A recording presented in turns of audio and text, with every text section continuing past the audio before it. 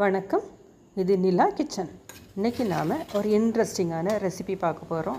Onion சேர்க்காம ஒரு tomato chutney dosa இட்லியோடு சாப்பிடக்கு ரொம்ப நல்லாயிருக்கும். இதை இப்போ குயிக்காக எப்படி பண்ணலாம் அப்படிங்கிறத பார்க்கலாம். இந்த இட்லியோட இந்த சட்னி வச்சு சாப்பிட்டு பாருங்கள். 4 இட்லி பத்தாது, கூட 2 இட்லி சாப்பிடுவீங்க. 5 நிமிஷத்தில் இந்த சட்னியை ரெடி பண்ணிடலாமா? Mixie jar எடுத்துடுங்க. நறுக்குன 3 தக்காளி,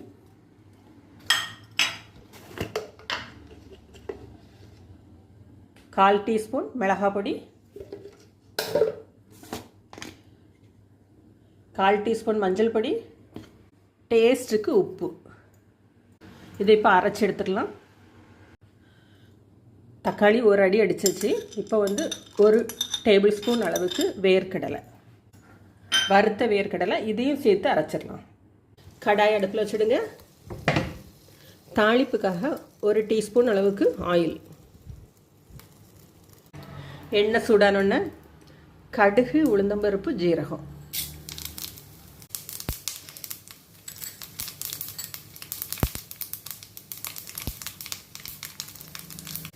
கடுகு பொரிஞ்ச உடனே 1 வரமிளகாய், 2 பழுத்த மிளகாய், ஒரு சின்ன துண்டு இஞ்சி, 4 பல்லு பூண்டு பொடியாக நறுக்குனது, இதை சேர்த்துடலாம்.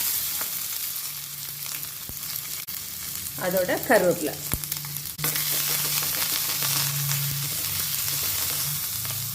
கால் டீஸ்பூன் பெருங்காய பொடி.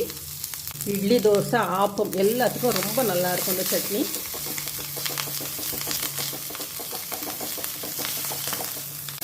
அரைச்ச தக்காளி விழுது,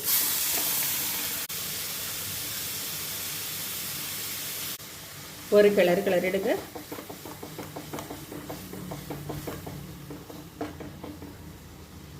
ஒரு கப் அளவுக்கு தண்ணி மிக்ஸி கழுவி அதை அப்படியே விட்டுடலாம்.